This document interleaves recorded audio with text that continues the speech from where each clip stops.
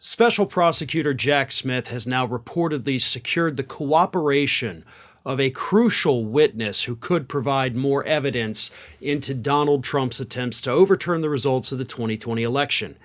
That person actually happens to be a man that Donald Trump once had to pardon, and that is former New York Police Commissioner Bernie Kerik.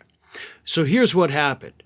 For quite some time now, the DOJ has been trying to get Kerik to turn over thousands of pages of documents related to Kerik's efforts while working for Rudy Giuliani to travel the country and look for this alleged voter fraud that Trump swore was out there everywhere.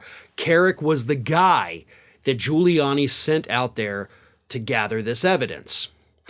Kerik didn't want to turn these thousands of pages of documents over to the DOJ because his lawyers had claimed at the time, well, you see, our client was working for a lawyer, Rudy Giuliani, so everything he did was protected by attorney-client privilege. Makes sense, I guess. But then something interesting happened this past Friday. Kerik's lawyer decided, you know what? We're going to waive attorney-client privilege on all of this, right? We don't want to fight you anymore. We are suddenly, out of nowhere, going to cooperate with you. Here's the thousands of pages. Thanks for asking. Sorry it took us so long to get them. That sure seems like the DOJ may have come up to Kerik and said, hey, man, we know you don't want to turn over these documents, but we may have a reason to think that you were involved in criminal activity. You may be a target of this investigation. You don't want that to happen, right? We can guarantee you it won't if you start cooperating with us, right? That's how deals are made in investigations like this. So that is likely what happened. But here's something interesting. And this kind of ties everything together once you learn who Bernie Kerik's lawyer is who decided to waive the attorney-client privilege. Because that lawyer is none other than Tim Parlatore, the guy who famously resigned from Donald Trump's legal team just 2 short months ago. So here's why that, to me, is the biggest part of the story. Apparently, Parlatore had been representing both Donald Trump and Bernie Kerik, unless, of course, Parlatore joined Kerik's team after leaving Trump's team. I haven't seen the timeline on either of those, so let's assume Parlatore was representing both men. In May, he decides, I can't do this with Trump anymore, but I'm going to stick with Bernie Kerik. So Parlatore, regardless of the timeline of when he took Kerik on as a client, he knew about the dangers facing Donald Trump. He knew about the ins and outs of the investigations from what they had been told, the information that had been released. So Parlatore had this knowledge of what was going on and what likely was coming towards Donald Trump. He leaves the legal team, probably knowing that, look, even I can't do this. I can't work miracles.